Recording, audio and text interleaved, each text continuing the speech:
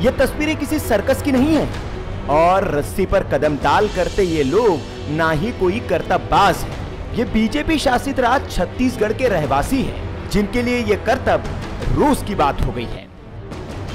दरअसल नदी के दोनों छोर पर 2 पेड़ों से बंधी हुई ये रस्सी इन लोगों के लिए पुल है, वो पुल जो इनकी जिंदगी की डोर को भी बांधता है।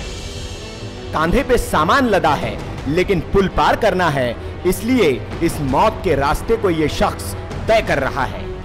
जिन तस्वीरों को देखकर हमारा कलेजा कांप रहा है, उस रस्सी पर चलते वक्त इस शख्स का क्या हाल होता होगा, ये आप समझ सकते हैं।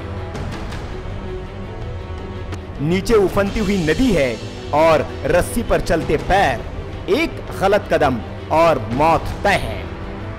लेकिन इस रास्ते को पार करना मजबूरी है, क्योंकि ये रास्ता अगर पार नहीं करेंगे तो ये लोग एक तरफ कैद होकर रह जाएंगे। इन लोगों के लिए जिंदगी और मौत के बीच की ये जंग रोज की है। सिर्फ पुरुष ही नहीं, महिलाएं और बच्चे भी अपनी जान को जोखिम में डालकर इस नदी को ऐसे ही पार करते हैं। तार से पार करके जाते हैं, पुलिया नहीं है, कुछ नहीं है यहाँ हमारा गाँव में मिसनार में। दंतेवाड़ा बाजार जाने के लिए डर नहीं लगता है?